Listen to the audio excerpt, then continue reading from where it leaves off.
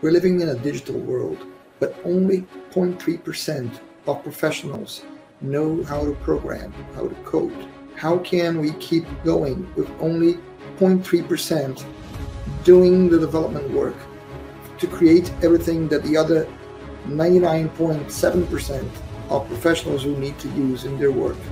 Recently, a group of companies has started to challenge this status quo.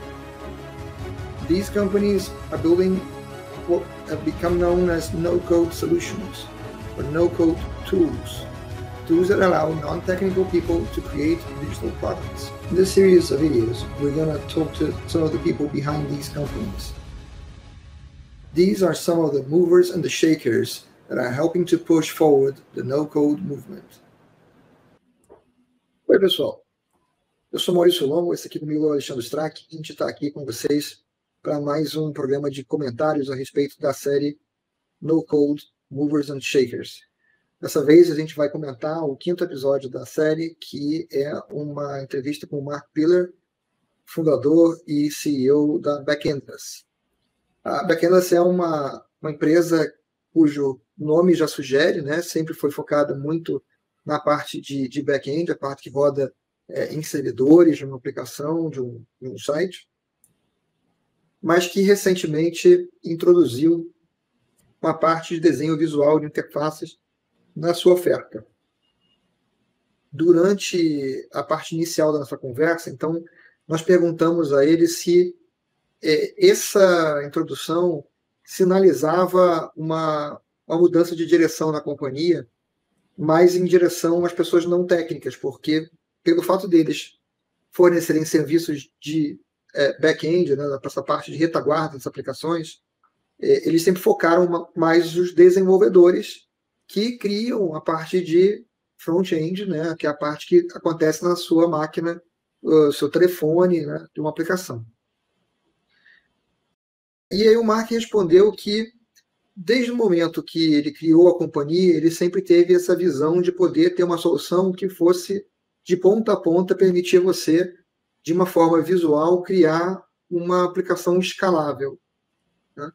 Mas que ele entende que ter uma retaguarda capaz de atender a um grande volume, né, e escalar para uma quantidade muito grande, centenas de milhares de usuários, tal, é muito mais complexo do que fazer uma solução para a criação visual das interfaces sem código.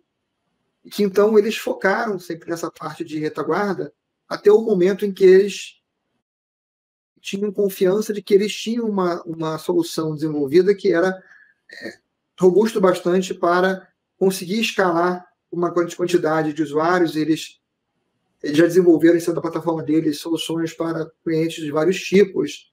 Ele cita especificamente a área bancária e algumas outras. Alexandre, não sei se você se recorda quais outras áreas ele cita, mas uma quantidade grande de diferentes segmentos de mercado, e que então eles se sentiram confiantes de, a partir desse ponto, poderem começar a investir em fazer a parte visual de interface também, né, e ofertar uma solução de ponta a ponta para os clientes.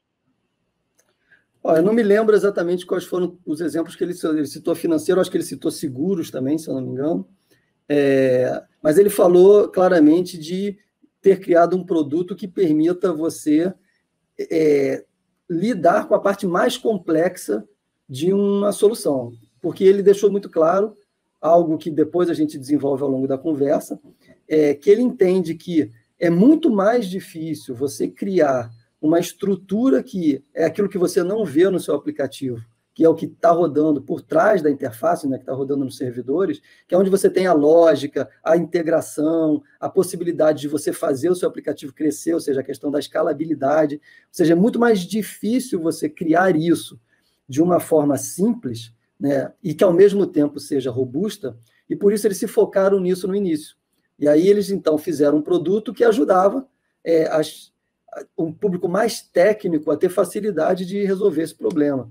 Só que aí, quando eles perceberam que eles estavam resolvendo isso muito bem, então eles falaram, bom, agora é a hora da gente ir para o próximo nível, que é trazer para as pessoas a facilidade de criar a parte das interfaces, a parte que a gente interage mais frequentemente, ou o tempo todo, digamos assim, quando a gente está usando um aplicativo, porque ele já tinha uma estrutura que está por trás robusta o suficiente para lidar com o banco de dados, para lidar com as APIs, para lidar com todas essas coisas técnicas que muitas vezes as pessoas que estão entrando no mundo no-code não sabem que elas existem, porque alguém está fazendo elas para você, né? E eles são uma empresa que se preocuparam em fazer isto para os outros, ou seja, em cuidar, em garantir que eles poderiam entregar algo flexível, mas robusto ao mesmo tempo. Então, é muito interessante você ver essa visão que se alinha com outros, né, que já passaram por aqui, de querer resolver o problema, de quem tem uma ideia, conseguir, digamos, poder criar a sua ideia, mas eles se focaram inicialmente aonde você constrói, digamos, o alicerce para que aquela sua ideia funcione. E depois eles foram avançando. Acho que vale até um comentário adicional aí, de que, independente deles terem lançado uma parte de ferramenta para desenhar interfaces, eles, de forma alguma, pararam de apoiar o desenvolvimento da parte de front-end por outras ferramentas. Pelo contrário, eles vêm lançando em sequência vários guias de como você usar o back-end a partir do Adalo, do Thunkable, só para citar aí duas ferramentas das quais a gente já fez o programa aqui conversando com os respectivos CEOs também, né?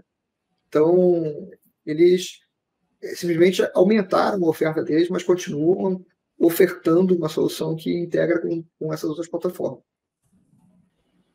Bom, então eu perguntei para o Mark, aliás, eu comecei dizendo que tanto eu quanto o Maurício temos aí um conhecimento de tecnologia, ou seja, a gente tem um background em tecnologia, já construímos sistemas, aí depois fomos para a área de liderança, mas enfim, que a gente tem um background técnico. E justamente eu coloquei isso para ele, né, que no meu caso eu me considero muito mais uma pessoa que se preocupa com o que acontece com back-end, né, o que acontece com as lógicas nos servidores, do que uma pessoa de front-end. E eu justifiquei isso dizendo que eu entendo que quando você não tem uma coisa que funciona bem, ou seja, uma estrutura que funcione, que atende às necessidades, não adianta você ter um front-end lindo, porque você acaba não tendo nada, porque o seu problema não fica resolvido se a outra parte que literalmente resolve o problema não está funcionando bem. E então ele complementou dizendo o seguinte, que realmente as pessoas negligenciam muito a questão do que vai nos servidores, né, do que fica por trás das interfaces. E que, especialmente, as pessoas não conseguem entender a importância que tem a organização dos dados, né? Inclusive, ele citou que eles verificam, muitas vezes, pessoas que colocam numa só tabela uma mistura de dados, porque elas não sabem que tem que estruturar os dados de uma outra forma. Eu não aguento, eu tenho que fazer agora aqui um parênteses que não tem nada a ver com a conversa do Mark, mas porque é forte para mim isso. Não é à toa que a gente começou as aulas sobre no-code, a gente começou justamente por falar sobre relacionamento de dados. Porque se você não tem dados bem estruturados, o que vem depois muito provavelmente não vai funcionar do jeito que você quer e vai dar problema. Mas, enfim, eu não quero falar das aulas, vou voltar para o vídeo do Mark.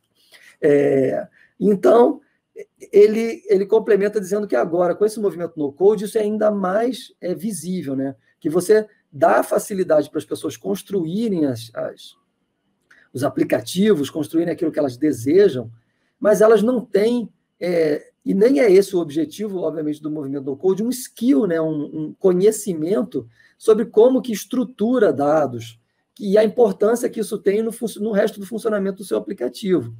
E que, então, é responsabilidade de quem faz as ferramentas passar um pouco desse conhecimento, né, mostrar para as pessoas que elas vão precisar entender pelo menos um pouco de como que você faz essa estrutura, e, depois disso, as ferramentas têm que ajudar a que a pessoa consiga construir uma coisa que tenha qualidade e que possa, talvez, ajudá-la a se defender um pouco desse desenho técnico que ela não tem formação para fazer, porque senão o risco é literalmente que a gente veja uma explosão de aplicativos que, no fim das contas, não irão funcionar porque eles não têm uma estrutura que seja suficiente para o número de usuários que as pessoas podem obter quando criam uma determinada solução. Não é isso, Maurício? O que você ouviu de diferente? Complementa aí. Será que eu esqueci de alguma coisa? Não sei. Ele foi muito enfático nessa questão, né, de que as pessoas, muitas vezes, não têm realmente nenhum conhecimento de como estruturar isso e fazem aquilo que, eventualmente, é possível, mas não é desejável do ponto de vista de ter uma aplicação que funciona bem. Mas quando a pessoa não tem o conhecimento, ela não tem como distinguir realmente que aquilo que está funcionando para 10 registros, 100 registros, pode não funcionar para 10 mil ou 100 mil. Então, esse é o ponto que ele enfatizou, né, que recai para quem tem o conhecimento a responsabilidade de tentar educar quem não tem para o seu próprio benefício. Né? Exatamente. Bom, então estamos alinhados. Foi exatamente isso que ele colocou e eu, obviamente, concordo totalmente com essa visão. O Maurício, muito provavelmente, também, porque a gente já lidou ao longo da nossa vida profissional com muitas realidades onde isso se manifesta, inclusive profissionalmente, por pessoas técnicas. E esse é um problema que se manifesta de forma assustadora quando você tem um crescimento de uso, você tem problemas graves que, muitas vezes, ou na esmagadora maioria, são decorrentes de uma estrutura de dados mal pensada. Comecei a próxima pergunta falando sobre a parte educacional do Backendless, que eu tinha assistido várias aulas do treinamento online deles. Né? E uma coisa muito organizada, muito bem estruturada, que inclusive incorpora uns elementos de gamification, que incentiva você a fazer o treinamento lhe dando, vamos dizer assim, pontos, né, uma moeda virtual, né, que você pode usar para trocar por serviços Backendless. Então, você pode, ao estudar a plataforma, ganhar desconto no uso da plataforma. É bem interessante. E isso me chamou a atenção porque, de acordo com o estágio em que diferentes empresas estão, elas já têm mais pessoas, elas têm mais tempo de mercado, tal. É mais fácil de você imaginar que a empresa vai ter uma equipe trabalhando para desenvolver esse tipo de coisa. Então, eu perguntei a ele onde eles estavam baseados e quantas pessoas existiam na equipe. E a resposta foi muito interessante. Né? Primeiro porque ele disse que a empresa é ainda uma empresa pequena, com 40 pessoas, o que de fato ainda é uma empresa pequena, mas que no mundo de ferramentas no que a gente está vivendo já é uma empresa maiorzinha, né? Tem algumas que são bem menores. Tipo, tem mais do que o dobro de pessoas do Adalo, só para a gente dar uma ordem de grandeza. Exato. E, ao mesmo tempo, vamos dizer assim, ele comentou que eles estão totalmente distribuídos. Eles têm gente na República Tcheca, na Ucrânia, na Itália, nos Estados Unidos, e que a própria questão da pandemia não afetou muito eles, porque eles já eram uma empresa distribuída e o maior problema deles, na verdade, era lidar com o fuso horário das pessoas para terem a comunicação, mas que também é uma coisa já equacionada, eles já têm os workflows criados entre eles, para eles poderem se conectar e conversar e trocar ideia, né? E que eles têm como parte desse grupo de pessoas a equipe de produto e uma equipe, vamos chamar assim, de serviço, que faz trabalhos em clientes ou para clientes. E que essa equipe que faz esse trabalho para clientes, ela traz feedback para a equipe de produtos das coisas que estão se mostrando, vamos dizer assim, necessárias para atender o cliente e ajudam, então, a construir o roadmap futuro deles. Né? Não como, pelo menos essa meu entendimento, né? Não como uma coisa que é para aquele cliente, mas como uma funcionalidade que será de base, que vai permitir a construção de novas coisas para aquele cliente. Né? Então, há uma separação clara, pelo que ele falou, entre o time de produto e esse time de serviço, embora um forneça insumos para o outro. E ele falou que isso também faz com que eles consigam melhorar as próprias funções, né? Porque eles veem na prática aonde que as coisas estão um pouco mais difíceis, digamos assim. E tem uma coisa que eu queria remarcar, ou seja, ela é uma empresa que tem a mesma idade do Bubble. O Bubble tem 8 anos de existência e a Back Endless tem 8 anos. Talvez muitas das pessoas que estejam nos assistindo agora nunca sequer tenham ouvido falar do Back Endless. Né? Não é à toa que eles têm esse nome, né? Como eles estão cuidando de algo tão importante, que é o que está por trás das interfaces, eles talvez não apareceram tanto para as pessoas que não têm visão tecnológica. E agora eles estão crescendo nesse mundo que não requer de conhecimentos técnicos profundos, que é o mundo no-code. Mas é uma empresa que está evoluindo, ou seja, que vem passando já passou vários estágios aí na sua existência e vem crescendo. Então, como disse o próprio Maurício, ele tem uma preocupação com treinamento, e o Mark frisou isso claramente até agora nas primeiras perguntas, em todos os momentos, a importância que eles dão nessa questão do treinamento. Então, é bem interessante você ver como é que eles vêm se estruturando, né? Fizeram primeiro um grande produto, tem uma grande preocupação com a educação, com a formação das pessoas, tem uma equipe que retroalimenta para ver como é que a coisa está funcionando, e agora está chegando em camadas de mais alto nível de abstração, que é onde você traz pessoas que não têm conhecimento técnico. Então, literalmente é uma visão muito interessante e distribuídos pelo mundo, né? Ou seja, o Covid, como ele próprio citou, que ele espera que acabe muito rapidamente, não afetou diretamente as operações deles, porque eles estão literalmente distribuídos e conseguiram passar pelo período aí mais intenso de lockdowns e tal, com o mesmo tipo de produtividade que eles já tinham antes. E eles têm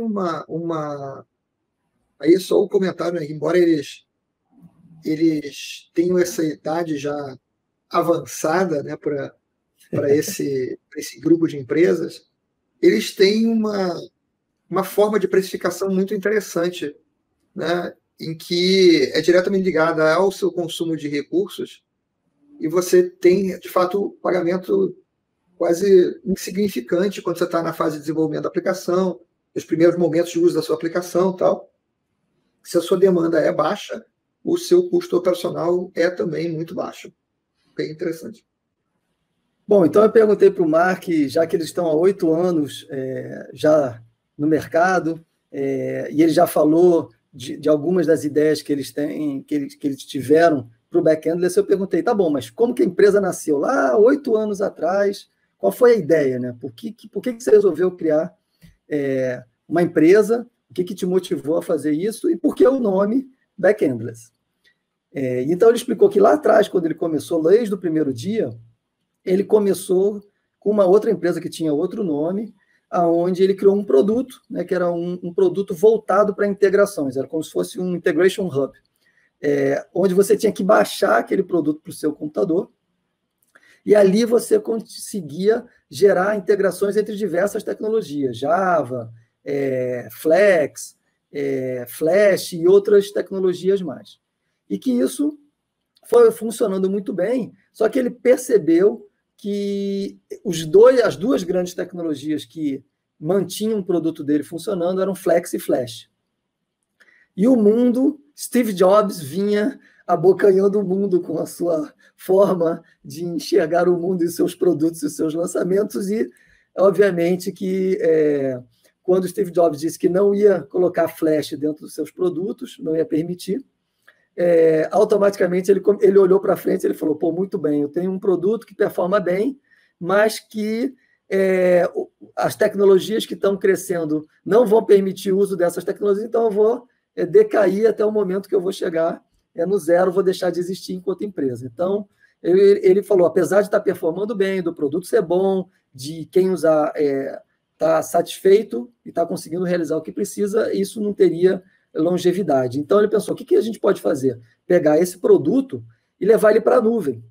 Né? Levar ele para a nuvem, e na nuvem, então, eu poder permitir que as pessoas não façam só integração, mas que elas possam lidar com outros elementos, gerenciamento de arquivos, envio de e-mail, enfim, outras características que são importantes do lado dos servidores e dar para elas esse recurso até o momento que pudesse dar a criação das interfaces para que vocês pudessem literalmente criar um sistema como um todo. E é isso que, nesse ponto que eles chegaram. Ele frisou também a importância de, quando as pessoas criam soluções, muitas vezes uma solução só que contenha tudo não é o suficiente, né? E ele trouxe alguns exemplos. O próprio Uber, você tem um aplicativo para o Uber motorista e você tem um aplicativo para o Uber usuário. E assim, vários outros casos, e no mundo corporativo isso é muito comum. Você tem o CRM, você tem as outras funcionalidades. Então, você precisa de vários aplicativos. Então, foi nessa linha que a Backendless se movimentou, né? E cada vez se movimenta mais, que é dar a possibilidade de você criar diversos aplicações ou diversas pequenas soluções e criar um workflow que amarre tudo isso, fazendo com que você tenha várias pequenas soluções que funcionam como se uma fosse, mas que, na verdade, são vários pedaços funcionando de uma forma integrada. E o nome Backendless vem disso, ou seja, dessa preocupação dele estar se fazendo com que as coisas que estão do lado do servidor possam ser realizadas, tirando o trabalho mais complexo da mão das pessoas que estão criando as soluções. E ele mencionou que incluir a parte de desenho visual da interface e dar essa possibilidade de ter uma aplicação única de ponta a ponta, não é onde eles pretendem parar. Esse é o passo que eles deram.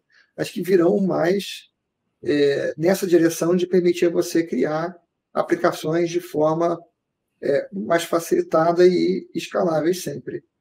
Eu acho que esse foi um ponto bem importante, vamos dizer, do ponto de vista de que você vê que é uma empresa que, eu acho que a gente não comentou antes, mas ele falou na resposta anterior dele que nunca recebeu aporte externo, cresceu organicamente com o dinheiro que eles mesmos geram de receita, e que está investindo em estar se aprimorando aí e pesquisando, desenvolvendo novos recursos para a ferramenta. Acho que fica aí um ponto interessante de observação. Sem dúvida. A seguir, eu perguntei ao Mark se a Backendless podia ser vista como uma empresa de Backend as a Service, né? Retaguarda como serviço. E ele falou que foi isso que a empresa sempre foi, né? O foco deles sempre foi em criar esse back-end que pudesse atender às demandas reais de aplicações na vida real e que, embora eles estejam hoje acrescentando mais, isso é ainda, assim, o principal foco deles, mas que eles estão estendendo agora com o desenvolvimento visual de interfaces para oferecer mais o serviço. Isso passa a ser, embora ainda o maior foco deles, vamos dizer assim, uma parte daquele portfólio que eles oferecem de soluções, né? Também ele deixou claro a questão de como que eles trabalham isso bem, né? Da preocupação que eles têm com a escalabilidade, com fazer essas estruturas estarem literalmente bem organizadas, né? Ele fala que outros ofertam esse tipo de serviço, mas eles não têm a preocupação literalmente com garantir que os serviços se falem bem entre si e que isso tenha uma possibilidade de trabalhar com um volume muito significativo de transações, né?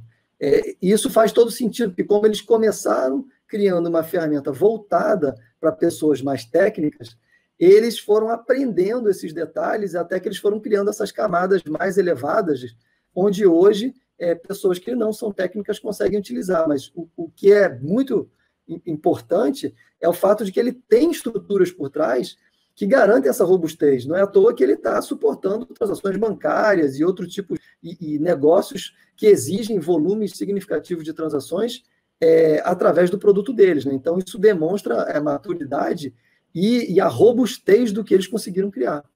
E falando de integração deles com outras ferramentas, e como eles tinham esse foco inicial, né, e daí eles derivaram para criar o que eles são hoje, um ponto curioso é que eles têm, e a gente vai, acho que tem uma pergunta a respeito disso, mas eles têm o mesmo estilo de interface de desenvolvimento para o back-end que a Ansible tem quando você cria coisas na ferramenta delas. Acho que os dois se inspiraram no mesmo lugar, se eu não estou enganado. Vamos ver mais à frente isso aí. Bom, então eu perguntei para o Mark que, ou seja, a Backendless veio dessa preocupação com integração, né? E isso é uma característica muito importante hoje em dia, seja para quem vai empreender e vai criar um novo negócio, seja para quem já trabalha numa empresa e está lidando com a complexidade de você ter diversos sistemas, diversas aplicações que você precisa colocar para funcionar junto, né? E aí a minha questão com ele foi justamente, ou seja, como é que eles têm lidado com essa questão, porque o objetivo hoje em dia é justamente você integrar as N ferramentas que você tem para você poder construir sobre essa integração o diferencial da sua solução. Não é ficar reinventando a roda, ou seja, fazendo novamente aquilo que já existe, né? Isso, por si só, daria um outro programa, uma outra entrevista inteira, porque, obviamente, se a gente entrar nessa questão das APIs e tal, é a forma, hoje em dia, que você cria soluções. Você integra com todo mundo e, em cima disso, você coloca o seu diferencial. Bom, então eu perguntei justamente sobre essa questão, se ele tem visto isso e como é que as pessoas estão lidando com essa questão. E aí ele respondeu que esse é um problema que, muitas vezes, as pessoas não se preocupam, né? Primeiro que elas acabam reinventando aquilo que não deveria ser reinventado, e isso, inevitavelmente, pode gerar custo muito grande. Não só isso, como também, dependendo do tipo de integração que você faz, você pode estar integrando e trazendo coisas redundantes que não fazem sentido, e isso vai aumentando o custo, né?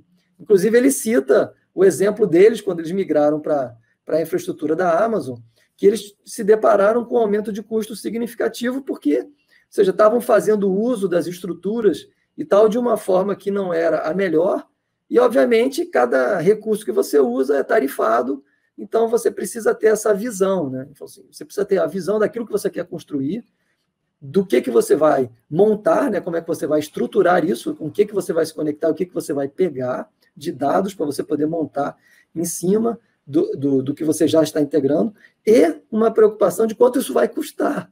Porque se você não tiver essa preocupação desde o início, você pode se deparar com custos inesperados que vêm com a movimentação da quantidade de dados a mais que você não deveria estar pegando. Isso tem custo, o tamanho do processamento que você executa, que é maior do que você deveria executar, porque está pegando o que não deveria estar pegando, e está pagando. Então, está pagando por processamento, está pagando por volume de dados, está pagando.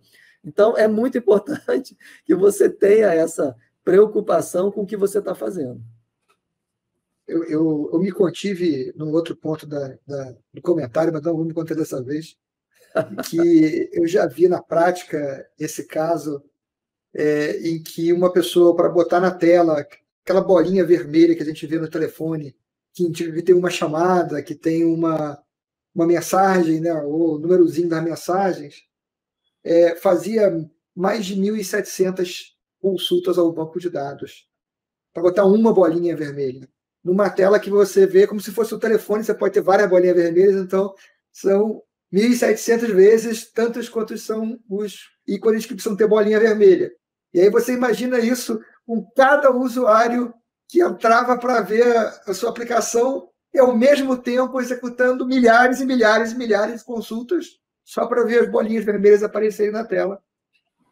Inviabilizava a aplicação simplesmente porque não havia essa percepção da necessidade de dar a atenção séria que precisa dar para como se faz as coisas na retaguarda da aplicação, que é o foco deles, né? Esse foi um excelente comentário, porque, de fato, como eles têm essa preocupação e eles acabam te ajudando, né? Porque quando você vai construir, ele te ensina como construir, ele te traz essa preocupação. Isso é uma demonstração clara de alguém que está te ajudando com algo que você não vê, mas que tem um custo brutal. E não é um pequeno custo, o exemplo que o Maurício acabou de dizer é um custo colossal. O seu aplicativo fica caro, muito caro, extremamente caro. E se você, por outro lado, não consegue transformar isso em algo que você consegue cobrar, você pode ter uma excelente solução que todo mundo adora, funciona lindo e maravilhoso, mas você nunca vai conseguir ganhar dinheiro com ela. Porque, na verdade, você tem um problema estrutural de construção. Mas isso não é parte da nossa conversa, pode virar outro programa. Né? Nesse ponto, eu perguntei se ele conhecia casos em que ter esse acesso aos serviços de retaguarda como um pacote, né, já com várias decisões tomadas ali, que as pessoas às vezes não sabem nem que precisam tomar, se ele conhecia casos em que isso fez a diferença para uma companhia, de viabilizou o negócio. E ele comentou que já viu vários casos e que é uma coisa que traz muita satisfação para a equipe, vamos dizer assim, de você ver como você está com o seu trabalho, vamos dizer assim, contribuindo para que aqueles negócios possam se tornar realidade, e que isso sempre foi a ideia deles, que o motor, vamos dizer assim, deles nunca foi o ganhar dinheiro, embora ganhar dinheiro, é claro, seja importante, como ele enfatizou, mas sim dar às pessoas o poder de criar, né, novos produtos, novas soluções, e que com isso o seu trabalho, vamos dizer assim, se torna muito mais significativo, né? Tem um significado maior para você por você estar possibilitando aquilo. Então, uma outra coisa que ele falou veio na linha de que eles já viabilizaram algumas aplicações, né, algumas soluções de pessoas que saíram, largaram um trabalho, fizeram um side project e conseguiram já ter ganho suficiente com esse side project para que elas possam largar os seus empregos e se dedicar exclusivamente às suas ideias. E que isso é uma coisa que ele julga extremamente prazerosa de escutar, porque isso está alinhado com o propósito que eles tiveram lá atrás quando criaram a empresa, né? De dar poder para as pessoas realmente conseguirem criar e tirar do papel as suas ideias. E uma outra coisa também importante que ele falou, e essa ficou muito marcada para mim, é que hoje em dia, no mundo das ferramentas no-code, você é obrigado a literalmente facilitar o acesso à sua tecnologia. Se você, para vender aquilo que você pretende, você precisa exigir da pessoa uma reunião de pré-venda, reuniões com os vendedores, para que os vendedores possam explicar como é que aquilo funciona, ele falou, você tem duas possibilidades, ou a sua tecnologia não é acessível o suficiente, ou você está me considerando um usuário despreparado, digamos assim, né? E então, ele falou que não é necessariamente nenhuma das duas coisas, né?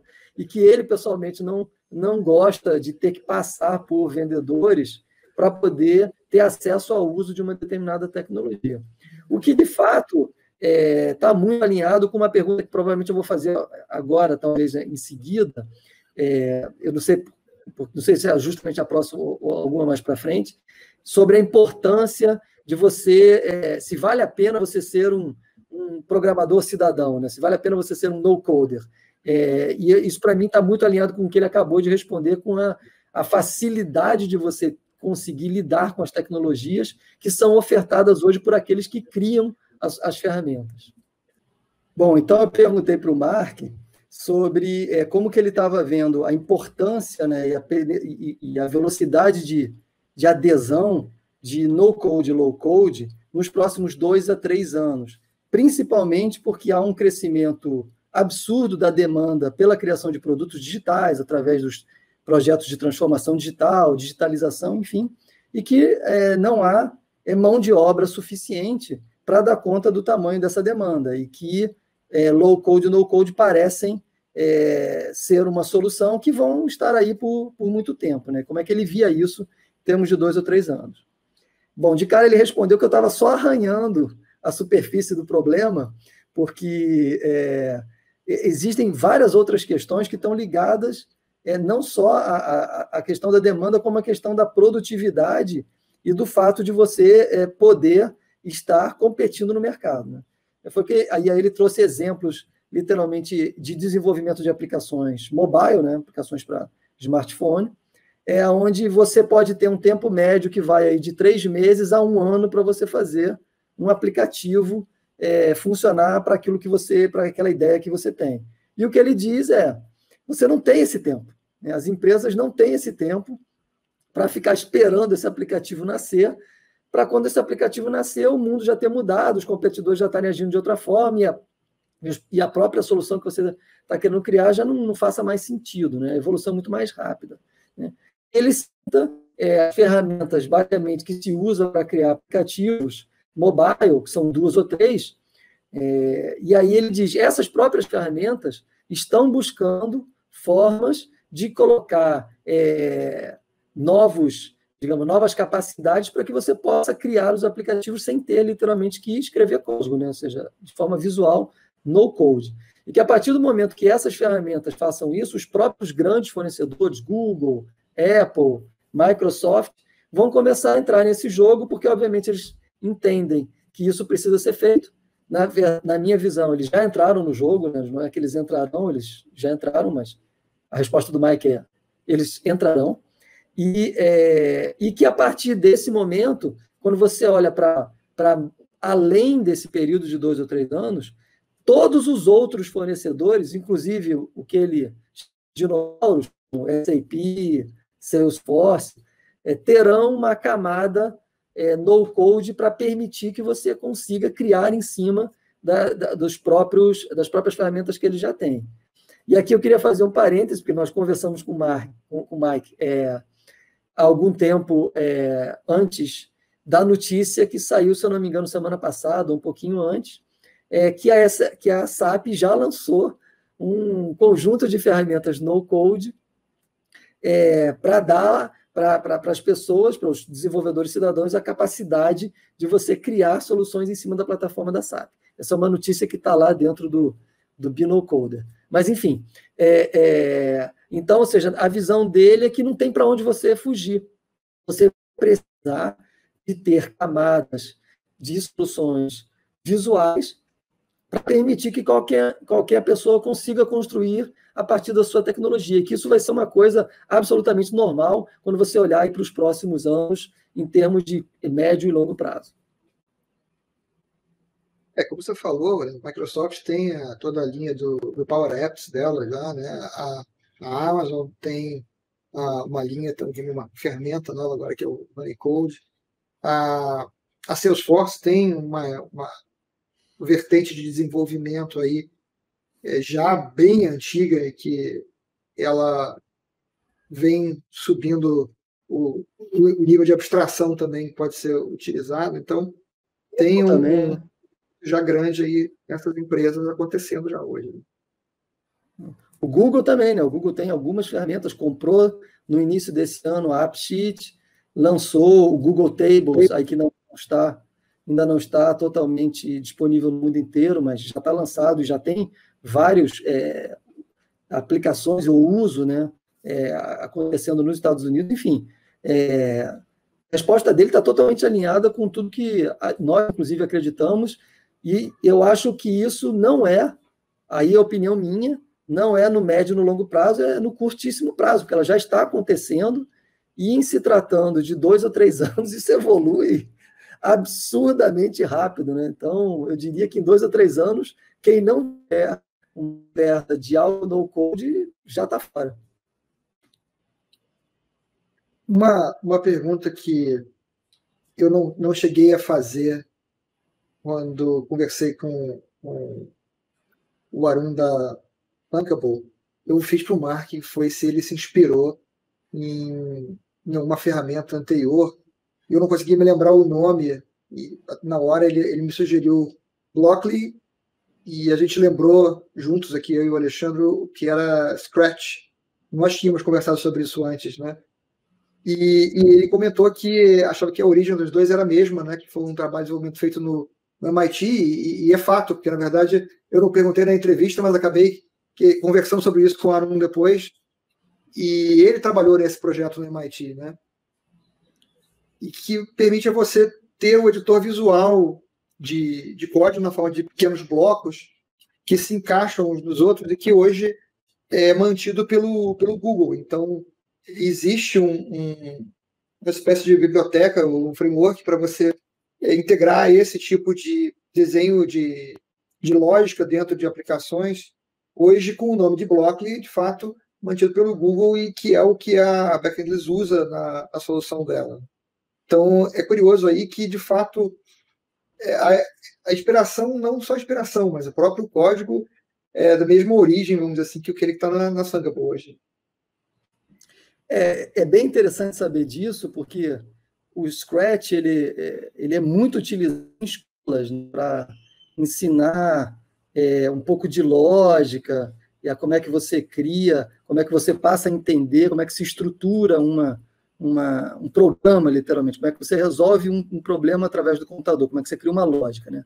O Scratch nasceu para isso, e literalmente essa versão open source, que é o Blockly, que ele cita, que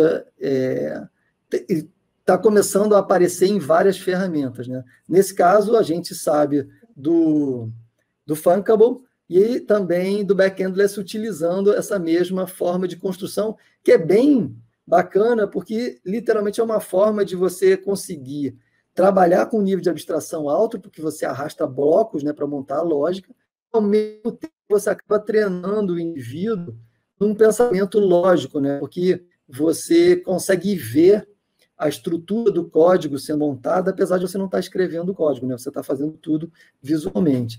Então, é bem interessante isso, e isso, na minha opinião, isso facilita claramente o acesso das pessoas a uma parte bem difícil, né? Que é a parte onde você cria a lógica de como as coisas vão funcionar, os seus processos, as ações, todo momento onde você vai mandar a máquina fazer alguma coisa, que você vai exigir que ela faça algum tipo de processamento, você tem que dizer o que ela tem que processar.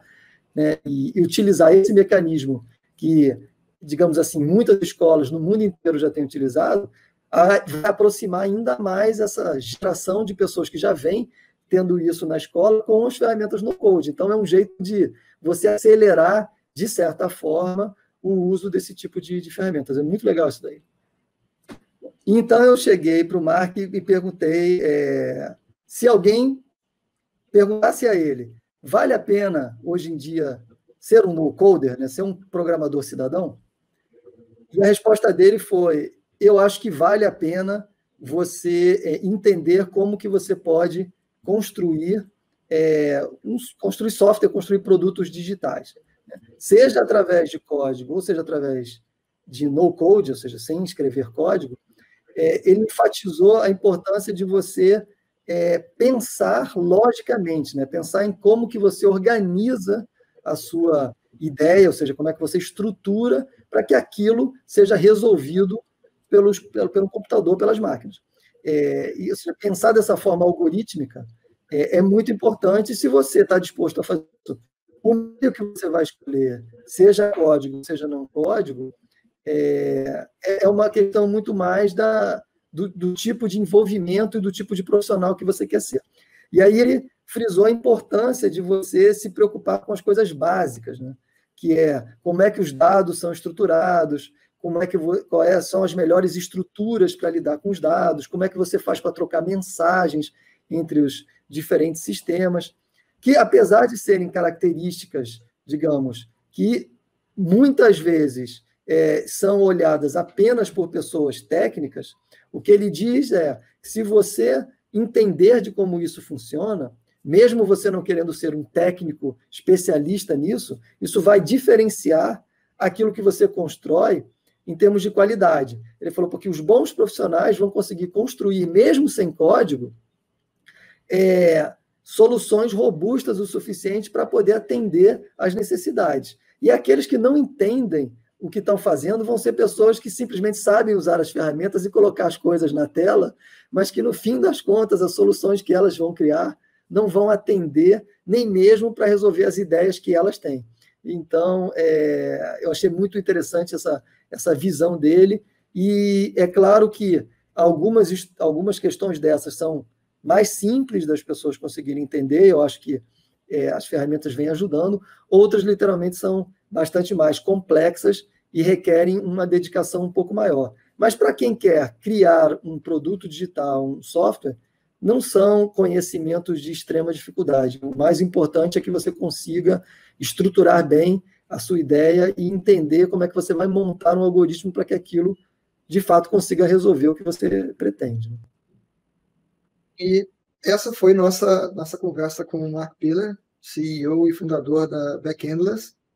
E não foi uma conversa nem de longe tão longa quanto o nosso comentário da conversa, que é uma coisa que às vezes me surpreende um pouco quando a gente grava os comentários, é que a gente tenta reproduzir o que a pessoa falou e acaba que a gente faz isso acrescentando novamente nosso tempero na conversa, afinal de contas a gente participou também, e acaba ficando uma gravação longa. Né? Bom, já que ficou conosco até aqui.